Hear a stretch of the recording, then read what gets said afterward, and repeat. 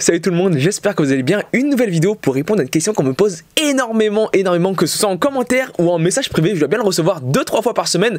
Quel manga tu me conseillerais pour commencer ma collection? Personnellement, j'ai toujours dit depuis la création de la chaîne, les mangas que vous découvrez par vous-même sont souvent les plus savoureux. Ça, c'est dans le meilleur des cas. Et je me suis dit, en réfléchissant un peu, c'est vrai que moi, si on me lâchait dans le rayon BD de n'importe quelle librairie, je serais un peu perdu. Donc à cet effet, je vous ai fait une petite sélection d'un peu plus d'une vingtaine de séries que moi, je conseillerais personnellement pour débuter. Je me permets de clarifier quelques petites choses avant de commencer tout ça.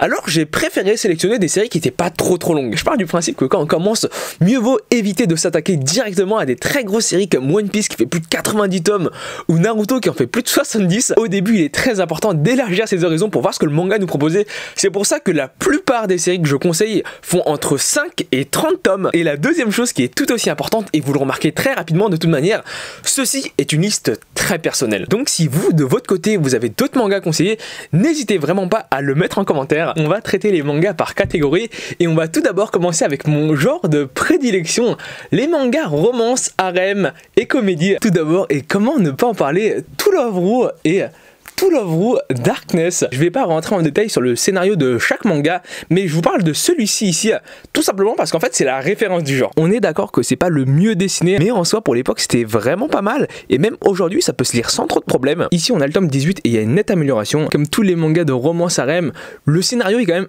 assez fantaisiste. Je conseille pas le manga à tout le monde, mais c'est vraiment une très bonne base. Et on a la suite To Love Ru Darkness du même scénariste et du même dessinateur qui est là par contre vraiment très bon. Les personnages sont mieux proportionnés, les traits sont plus nets, il y a plus de détails. Et je vous parle du Darkness ici parce que c'est actuellement le meilleur manga de romance harem que j'ai actuellement. Il faut pas s'attendre à quelque chose de très réfléchi, mais à la lecture, c'est très agréable et c'est plutôt bien pensé. Ensuite, un autre manga en 2 saisons, et là c'est un peu dans le même délire que To Love Ru et To Love Ru Darkness, c'est Rosario Vampire la saison 1 et on a aussi Rosario Vampire la saison 2. Là aussi sur le dessin au début c'était pas exceptionnel, mais déjà sur le tome 1 et sur le tome 10 il y avait une différence qui était non négligeable. Et ensuite sur le dernier tome de la saison 1 et le premier tome de la saison 2, là il y a un fossé qui s'est creusé. Et ici on a la sublime couverture du volume 14 qui est le tout dernier de la série, et à la fin on se retrouve à peu près avec ce niveau en dessin là. Pour ceux qui jugeraient juste en ayant regardé l'animé, le manga et l'animé, c'est deux choses clairement différentes. Donc comme To Love Ru ici, je vous en parle pour ça,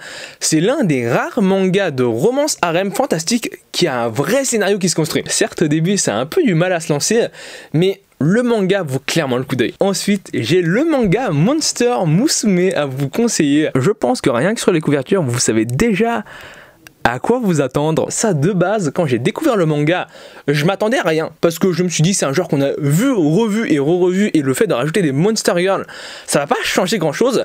Et en fait, le manga est vraiment bon. Oui, en effet, ici, on a des Monster Girls, mais c'est le gros point fort du manga parce que ça ajoute un côté humoristique qui est vraiment pas négligeable. Drôle, léger et original, honnêtement c'est quelque chose que je vous conseille quand même pas mal de découvrir. Et les deux derniers mangas de romance fantastique que je vais vous parler, et on passera sur autre chose, c'est tout d'abord Space and Wolf, actuellement terminé en 16 volumes. Que ce soit les couvertures ou le contenu, c'est vraiment très agréable à l'œil et une très belle évolution du style graphique au cours de l'histoire. Et je vous parle de Space and Wolf parce que contrairement aux autres mangas de romance ecchi que je vous ai présentés, là-dedans on a une vraie notion d'économique et de politique. C'est justement peut-être ça qui plaira pas à tout le monde, mais moi honnêtement je vous conseille de au moins regarder l'animé parce que l'animé et le manga se ressemblent, même s'il y a quand même des différences quand même assez flagrantes. Et du coup le dernier manga de cette catégorie, ce n'est autre que Witchcraft Work. Alors vous devez sans doute pas connaître, c'est un peu un tout qui m'a fait le sélectionner.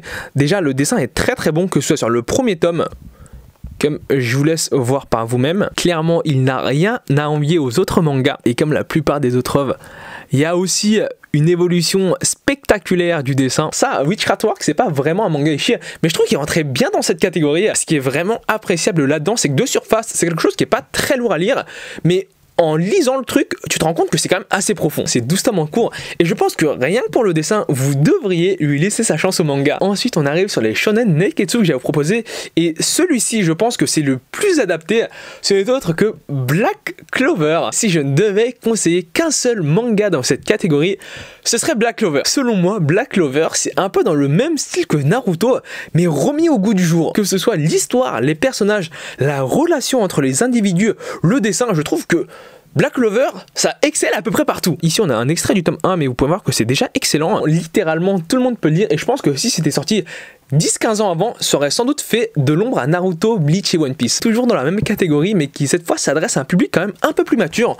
On a Hell's Paradise, très très bon manga shonen avec une histoire qui te prend aux tripes. Pour résumer simplement le manga, tu suis le personnage principal Gabimaru, qui est une sorte de shinobi qui se fait envoyer avec un groupe d'autres personnes sur une île afin de retrouver le fruit de l'éternité. Forcément, sur l'île en question, t'as des monstres et il y a des combats qui se passent qui sont littéralement quand même assez incroyable. Je vous montre une planche du volume 1, mais ça c'est du shonen comme on les aime. Selon moi, le gros point fort de la série, c'est que l'auteur n'hésite pas à surprendre. Ça arrive souvent dans le manga, t'as des personnes que tu penses hyper fortes qui se font littéralement éclater. Et le dernier manga shonen neketsu que j'avoue conseiller si vous commencez une collection, ce n'est autre que One Punch Man. Alors, on pourra dire oui, mais dans One Punch Man, il n'y a pas vraiment de scénario. Alors, si vous lisez One Punch Man pour le scénario, c'est que vous n'avez pas vraiment compris le concept du manga. C'est le genre de manga qui, rien que par sa mise en scène et son dessin, fait que tu continues à le lire. Littéralement, c'est l'un des mangas les mieux dessinés de la décennie. Quand tu vois des planches comme ça, suivi de ça, je vois mal comment ne pas être hypé par la chose. Si vous voulez un manga d'action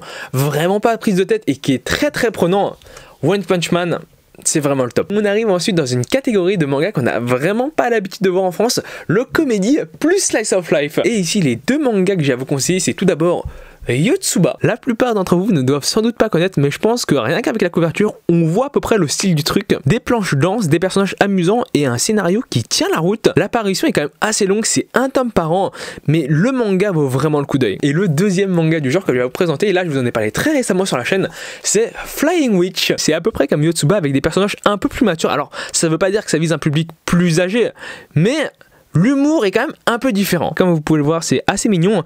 Les deux mangas se ressemblent vraiment énormément. C'est juste l'un qui est plus axé fantastique que l'autre. Excellents mangas qui peuvent être lus par les très très jeunes ou des personnes un peu plus âgées. Si vous avez un petit coup de blues, ça vous remettra sans doute de bonne humeur. On poursuit avec les mangas fantastiques, aventure, action, avec tout d'abord Bakemonogatari. Je vous en parle assez souvent en vidéo, c'est juste parce que je trouve le manga vraiment excellent, que ce soit sur le scénario, sur le dessin qui est juste incroyable et la mise en scène. Quasiment chaque planche est incroyable avec des prises de vue qu'on n'a pas l'habitude de voir dans des mangas classiques. Là, que vous ayez ou non regardé l'animé, je peux vraiment que vous inviter à jeter un coup d'œil à l'œuvre. Surtout que actuellement c'est que 6 tomes et je pense pas que la série soit très très longue. Et le deuxième manga de cette catégorie, ce n'est autre que Goblin Slayer. Et je l'ai sélectionné ici parce que même si c'est un manga fantasy avec un côté quand même assez sombre, c'est un manga qui se veut finir tout le temps bien. Ça ressemblerait à de la dark fantasy parce que t'as du meurtre, t'as du viol, t'as des monstres, sauf que ça se rapprocherait plus de l'heroic fantasy. Je me dis, si on commence le manga, mieux vaut éviter de lire des trucs trop lourds.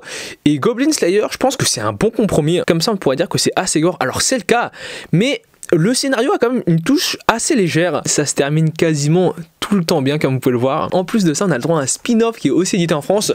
Et là aussi, c'est à peu près dans le même délire et ça reste très très bon. Des planches comme ça fera toujours plaisir à voir. Sinon, c'est à peu près le même délire de manga, la chasse aux gobelins. On poursuit avec des mangas qui sont uniquement centrés sur de la romance, avec tout d'abord Blue Flag. Ça, je ne connaissais pas du tout avant de découvrir. Et en lisant le manga, tu te fais juste happer par l'histoire. Sur le dessin, c'est quand même très très bon. Ils mettent assez régulièrement des scènes assez comiques, mais ça se centre vraiment sur la relation entre les personnages. Si vous ne connaissez pas, je peux que vous le conseiller, surtout que c'est une série qui est pas très longue. Ça s'est terminé au Japon en 8 tomes. Et puis le deuxième manga du genre qui est cette fois beaucoup plus long et qui est beaucoup plus connu, c'est Love X Dilemma. En animé, c'est Domestic no Kanojo. Et ça vient tout juste de se terminer au Japon en 28 tomes si je me trompe pas. Je vous laisse voir la toute première page couleur du manga. Un chara design et un style graphique quand même assez particulier, mais on s'y habitue très très vite. L'histoire et la relation entre les personnages est un peu tirée par les cheveux. Pour vous dire, quand j'ai commencé le manga en scan, j'avais vraiment du mal à lire. Il a fallu que je regarde l'adaptation animée pour me rendre compte de la grandeur de l'œuvre. C'est le genre de manga un peu comme Blue Flag. Les gens s'interrogent un peu sur leurs émotions, t'as des triangles amoureux qui se construisent. Et honnêtement, c'est juste très très bon. On arrive ensuite dans une catégorie très particulière que je vais nommer jeux. Généralement dans ce genre de manga on retrouve des jeux, des paris, mais surtout de la réflexion derrière. Et dans le genre, en France, on a tout d'abord Gambling School. Si vous avez regardé l'animé, le manga c'est exactement la même chose. C'est vraiment très très bien dessiné et même moi j'étais surpris quand je l'ai vu. La plupart du temps ça commence toujours avec des jeux de cartes et ensuite on arrive sur des paris de plus en plus sophistiqués avec des personnages et leurs caractères bien à eux. Sans doute l'un des seuls et des meilleurs mangas du genre qu'on a en France. En fait ce qui est compliqué quand on écrit ce genre d'histoire, c'est que ce soit compris par à peu près tout le monde. Et le deuxième manga qui est à peu près similaire, c'est Friends Game. Là aussi je vous en ai parlé très récemment sur la chaîne. Ici la grande différence entre Gambling School et Friends Game, c'est que Friends Game ça joue plus sur la manipulation des gens, alors que Gambling School ça joue plus sur la compréhension des règles. Ici les deux se ressemblent énormément et si vous cherchez le genre de manga avec du mind game derrière, c'est exactement ce qu'il vous faut. Et ensuite et enfin les mangas plus psychologiques avec tout d'abord Les Fleurs du Mal de Shuzo Oshimi, Bonne Nuit Poun Poun de Inyo Asano, Les Liens du Sang de Shuzo Oshimi et Mauvaises Herbes. Je vais vous montrer quelques planches, mais en fait ce qui est important ici c'est pas tant le scénario mais plutôt la manière dont les personnages le vivent. Ils sont tous bien dessinés avec des styles bien à eux. Généralement ça met toujours en scène des enfants sans que ce soit vraiment malsain. Vous attendez pas à rigoler, la plupart du temps c'est quand même assez lourd à lire. La vidéo se termine ici, certains d'entre vous doivent être un peu dans l'incompréhension pourquoi j'ai pas mis Hunter x Hunter, pourquoi j'ai pas mis Berserk. Tout simplement parce que je considère que Hunter x Hunter et Berserk sont pas des premiers mangas qu'on doit lire. Pour moi c'est des mangas qui se lisent quand on a déjà quand même un peu d'expérience. En tout cas, j'espère que la vidéo t'a plu, j'espère que t'as pu noter 2-3 titres. Je te dis à la prochaine, salut!